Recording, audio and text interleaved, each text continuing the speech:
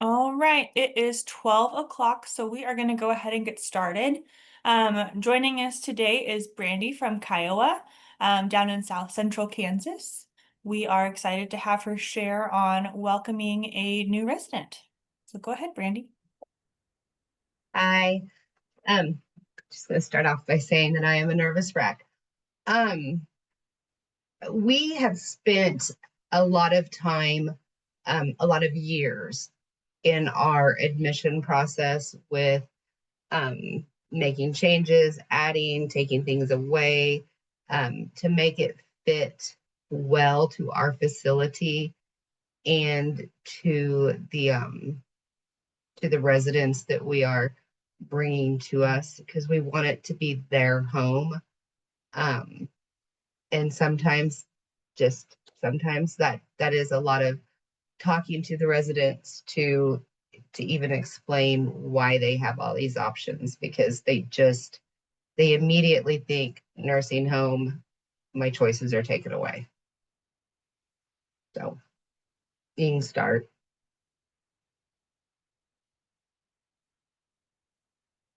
Um, and I just put some basic information that I'm sure everybody is aware of. Personalized admissions. We want it to be person-centered. We want it to focus on the residents' individual needs, their preferences, their history, and we want it to be a really smooth process. We know that this is a difficult time in their lives. We also know that on our staff end, it is the time that you are at risk for the most med errors, the most mistakes, increased falls, increased skin issues. Um, so it's a process for the residents, but ultimately doing it right has helped our staff take care of the residents better. Next. Um, and why it matters, it's kind of the same thing. It helps create a smooth transition from home or the hospital, depending where they are, to the nursing home. It reduces stress and anxiety for the residents. It reduces stress and anxiety for the families. It helps to build trust with the residents that are coming in and their families, because a lot of them come in, they've listened to the news, they've heard horror stories. So they're not always the most trusting. And that's not necessarily a bad thing for them to be cautious, but we want to build that trust. It improves family satisfaction, and it helps them to be more involved. It supports better health and emotional outcomes for the residents. And it encourages the residents to be who they are and to have dignity in what is their end of life. We do not do skilled care. So our residents are coming to us for end of life care. Next. There's quite a few components to having a personalized admission.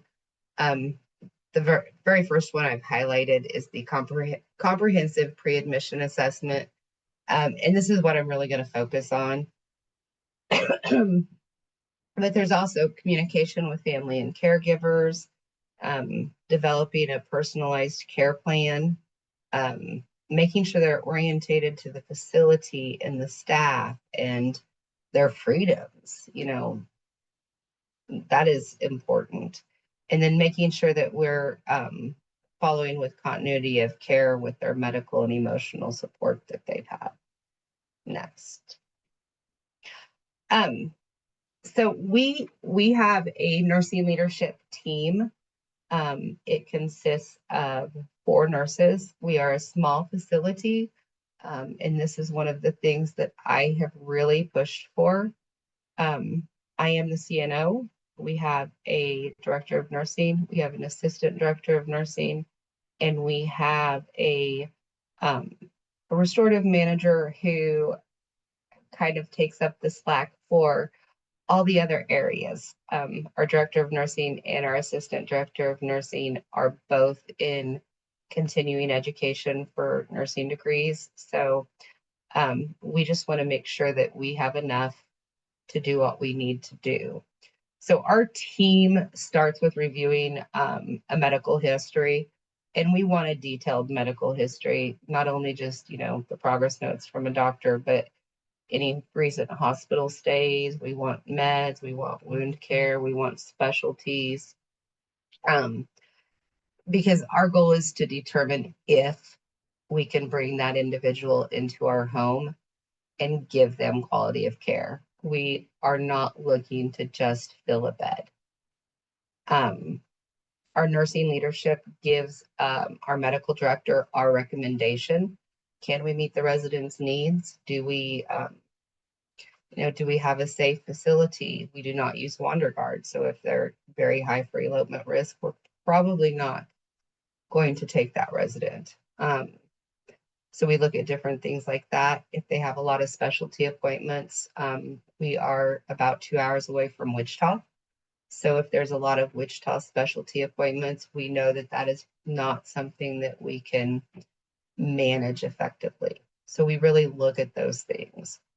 Our ADON we prefer it to be a home visit, but it can at times be a hospital visit if that's where they're coming from, to meet the resident, the potential resident, to meet their family, to see them in their home environment, which is why the home is the preferred method.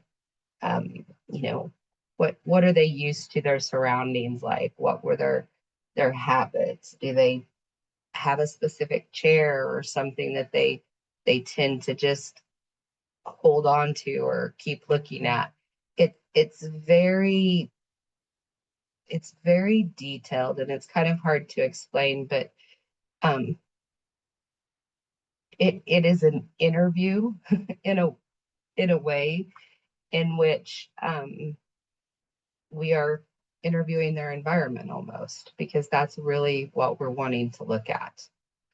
And then of course you have the prior to admission, we have the normal care assessment, and we have an admission packet that we give to families. They can have it before we accept a resident, so that they can look through it. It is a packet. There's a lot of information. It includes policies, it includes the contract that they can look at. In it, though, and one of the most important things I feel like is the prior to admission social service history. It is a 7-page form, and there are a lot of questions on each of those pages. Uh, it gives us a very detailed picture of their history and their lives now, but also their historical lives, since so many of them live 20 years back or 30 years back. And it allows us to personalize their care plans, to honor their routines and their wishes. And you can go to the next slide, sorry. We request that the form be given to us within 40, or at minimum 48 hours prior to admission, because the goal is for the nursing leadership staff to look over the information, all of the department heads like activities, social services, dietary, to look over this information, and then to disperse the information to the people who are caring for that resident when they come in. Just basics, it has the demographics. It also covers the demographics that are required on an MDS, so we don't have to go back and do that later. It has a history of their family, family, their marriages, children, whether they're deceased, whether they have contact frequently, or if it's a child that lives across the United States that they talk to once every 6 months. History of traumatic events. And these, it goes into detailed questions. For example, we have one gentleman who lost a finger in a dynamite accident, I believe, when he was like 10 years old. Um, because of that, he's not a real fan of fireworks.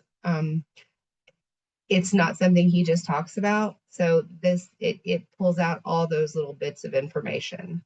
It has, of course, the cultural, spiritual, social backgrounds, dietary preferences, including, what do you like for breakfast? What do you like for lunch? What do you like for snacks? What foods do you not like? Um, it has restrictions. And then it has daily routines, preferences, and it covers everything. What time do you like to get up in the morning? What time do you like to go to bed? Do you like to take a nap?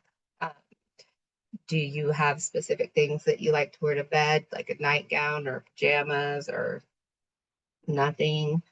Um, it talks about when they like to shower or bathe, which one they prefer, what time of the day, all of those little routines. And it gives us enough information that we have a good idea of where we're going, but it also gives us enough information that we can usually come up with another 50 questions to go along with it.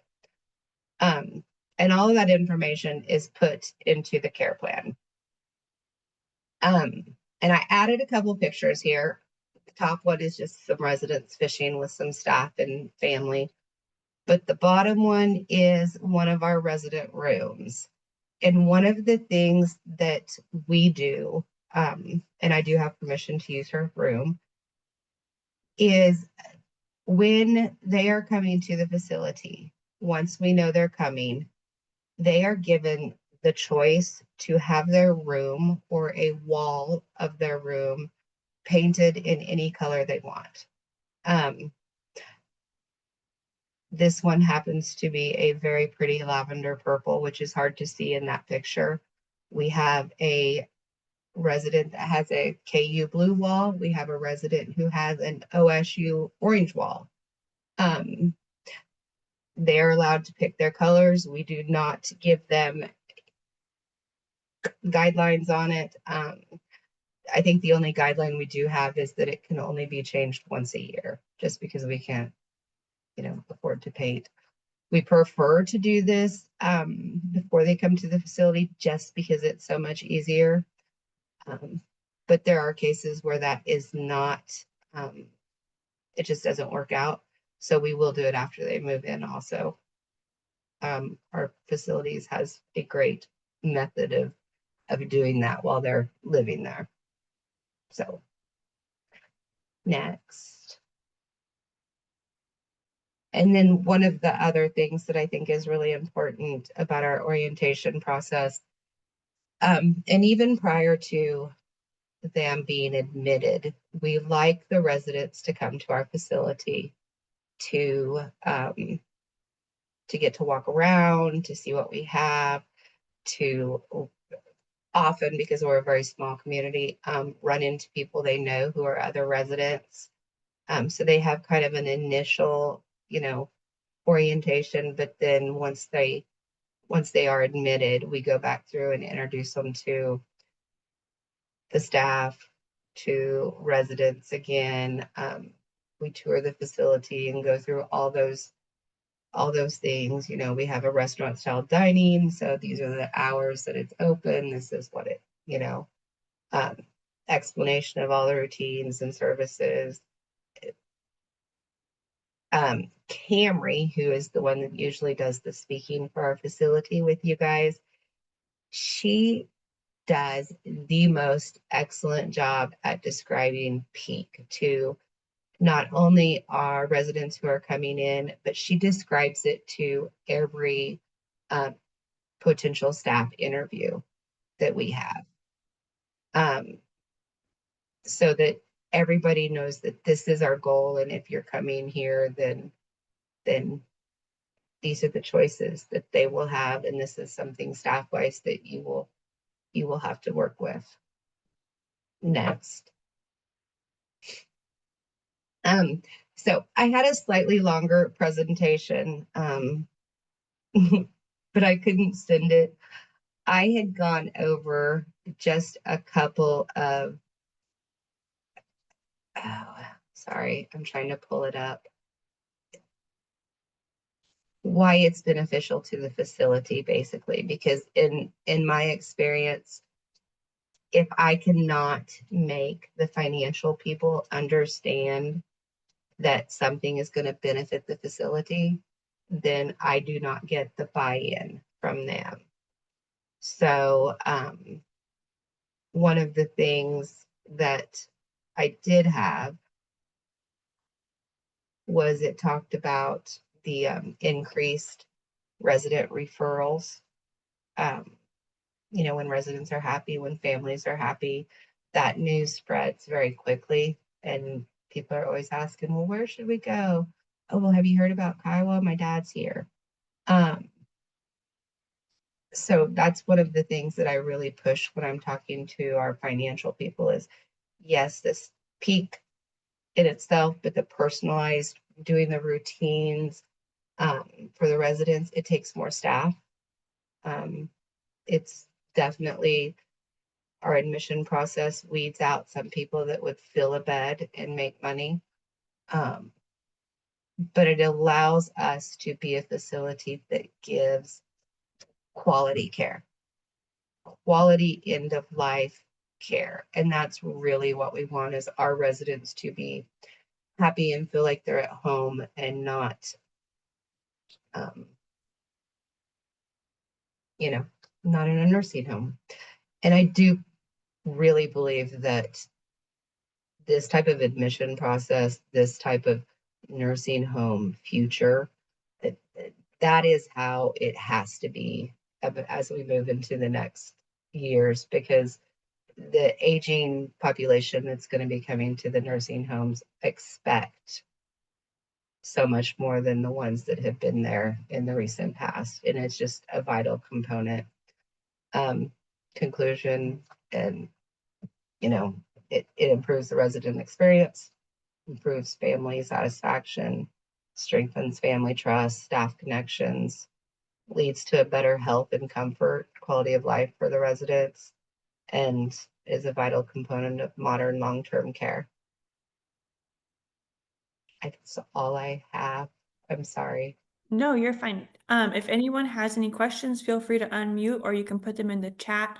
I do have some things that I wanted to kind of prompt you because I know that you guys do it. So you kind of talked about your 7-page questionnaire, and whenever she talks about it being detailed, it's probably one of the best admission packets that I've ever seen. I would say, Brandy, it's pretty much primarily open-ended questions throughout the entire document, isn't it? Yes, And I think that is a crucial factor in it, rather than just getting a yes or a no. It gives residents and or family members or whomever is helping them a chance to expand and get more quality information versus a, yeah, I get up at 7 o'clock. Just that short, sweet. And I think that um, I don't know if you would agree, but I think it just helps you guys provide better care because you have that better information. it does. And I, I personally, if I have to fill out a form that's yes or no, there's always in my, well, yes, but, and this allows for, it is a question that you literally have to put an answer down. You have to write it in. And so you can write as much as you want. Um, and I will be honest, we do have some family members, some residents who initially, when they are given that form, kind of are taken aback at how long it is.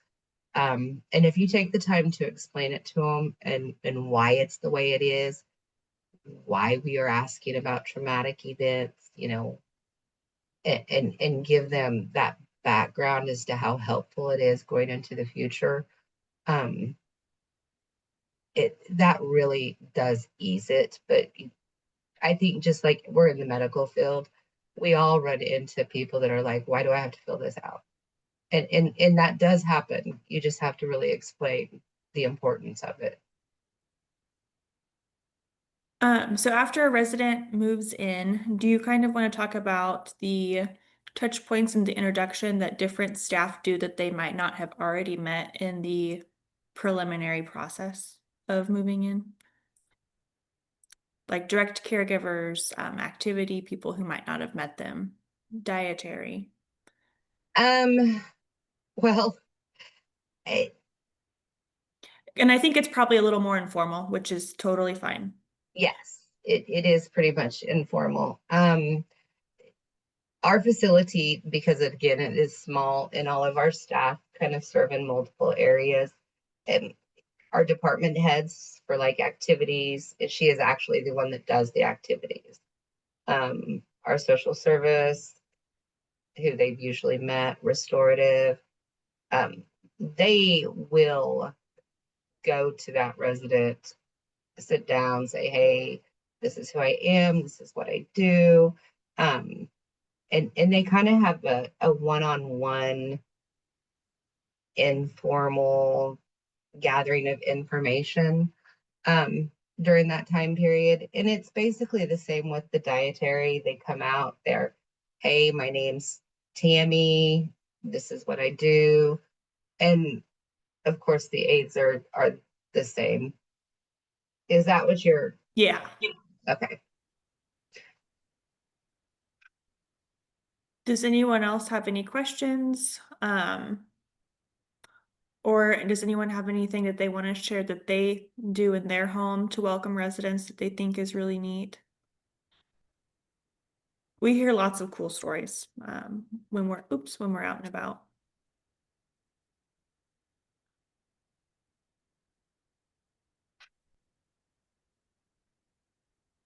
Madison, you're on. Have you heard any cool stories? Oh, I think someone unmuted. I did. It's Jamie.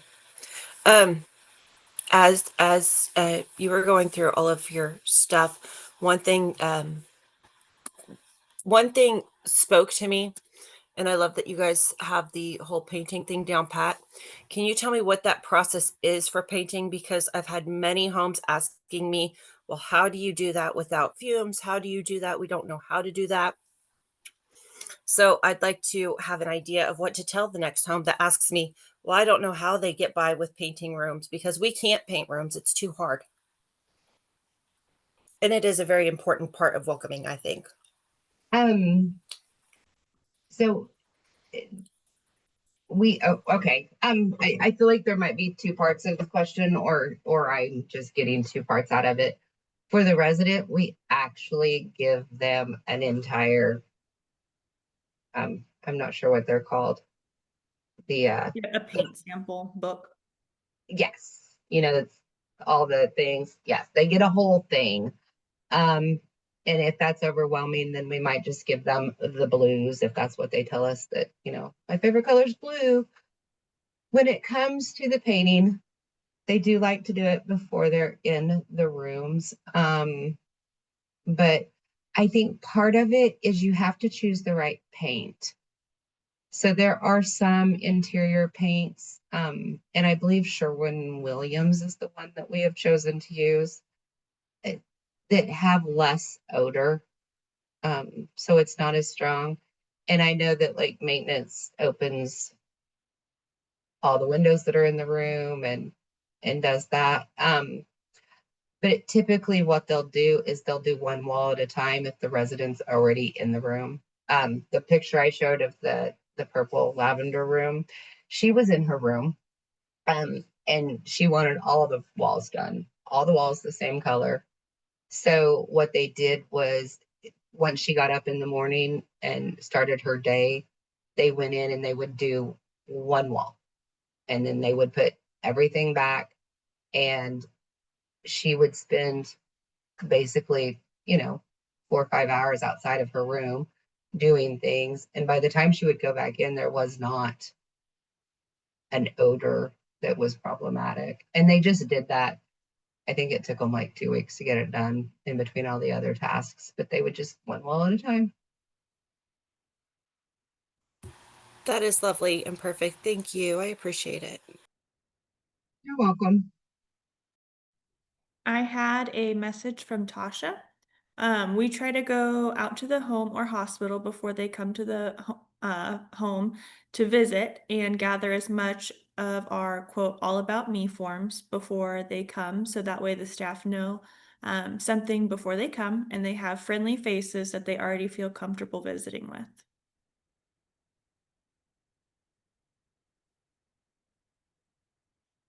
Any other cool processes or just activities or something you do to make them feel special when they come? Madison, do you have any stories that you can think of off the top of your head? No, I was gonna say I've been racking my brain, but nothing's coming to me right now. I believe, well, I think there's several homes that do it, but when they are getting that all about me information, they find out what um, the resident's favorite meal is. And then they make sure they have that special for them on their first day as going the extra mile to make them feel welcome. And I think that is really important too about getting good information. If you find out that someone doesn't like Brussels sprouts on their All About Me form before they move in, and then the first night someone makes a plate for them and takes it to their room, or makes it for them, I guess, and there's Brussels sprouts on it, um, that probably wouldn't make them feel super great. And I think, too, you make a bigger impression in the first 24, 48 hours than what you would if you know, made a small error like that after they've lived there. I think the weight is a little bit different. And so I think it's really cool when homes pay attention to the little details to make them feel special. One of the other things that in our activities is really the one that focuses on this the most. And again, maybe because it's a smaller community, um, even after they've had that and first where they've met some people, she'll take them back around and be like, oh, Sally, this is Sue. I really suck at names like that. Um, you both are from such and such town, or you both worked on EMS. You guys have a lot in common, or your grandkids play together in basketball. And she will pull residents together knowing those little details. So it's like, I'm going to give you a friend. And I do think that that's really beneficial too. Yeah, especially to make connections with, especially if you don't know anybody, just having someone with something in common. We got another message about one home doing a welcome basket with the special snacks from They're All About Me that they listed on there. Um, so that's really cool too. I like that. Any other questions or anything that anyone wants to share? I have a question. Yes. Is that okay, real fast? Yeah, yeah. Um, so we do accept animals with our residents. We have one dog and one cat currently. Uh, we have all the policies and all those things, but what what do other homes have in place for the movement of animals in the facility that live there? Does that make sense what I'm trying to say? Like, Movement of like coming and going actually in and out of the home or throughout the building? so the cat, of course, stays in the cat's room, which is how the resident wants it because the cat likes to escape up indoors. Um, the dog stays in the room, but comes out and knows which hallway to go down, to go to the bathroom, to go outside. It's actually care planned how many times and what time of the day the dog's supposed to be taken outside. Um, but sometimes the resident that owns the dog wants to take the dog with her to activities. And I guess that's the kind of movement I'm talking about. So you're asking if other homes have policies or experiences with that? Yeah, I mean, or even if they've ran into troubles when they've tried it. Are we on? Yep. Anyone? Hello. Okay, go ahead. I was Hi, hoping you guys were on. This is Judy, and I'm with Amanda. So we're at Hilltop House in Buckland, and we used to just allow pets in assisted living, but as those people started coming over to the nursing home, we changed our policy and we do allow pets in the nursing home. The person has to be able to take care of the pet themselves. When we run into issues once in a while, it's like if that person has to go to the hospital, then, staff are taking pets home, or basically what we've kind of done the last few times is the person has to agree to boarding of the dog, that type of thing, and pay for that, at a vet's office. So basically that's it. We have a pet policy that I'd share with people if they want it. We do require vaccinations, proof of vaccinations, and also proof of vaccinations for pets that visit routinely. Same thing. And they can go out of the room if they're with their person, but not in the dining rooms, not in food areas. Does that help? Yes. Okay. That does make sense. I will say that we don't have a requirement that the residents can take care of the animals. It just becomes part of their care plan. That Okay. the staff's doing certain things at certain times. Yeah. It's just at times we've done it for a long time, and there's times when the pet's requiring care and our people are needing care. And I just decided that's not what we're here for. So anyway, at this point, that works for us.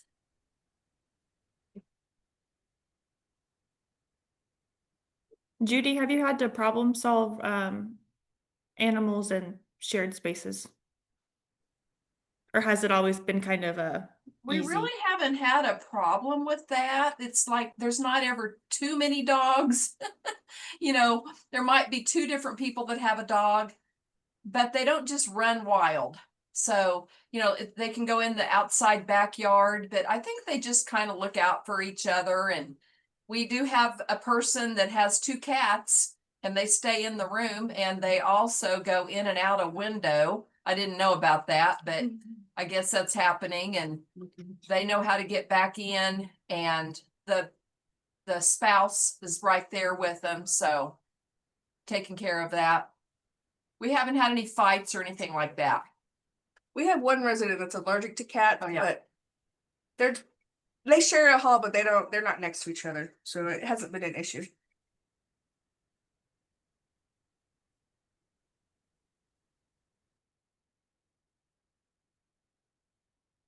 Okay, any other questions or comments?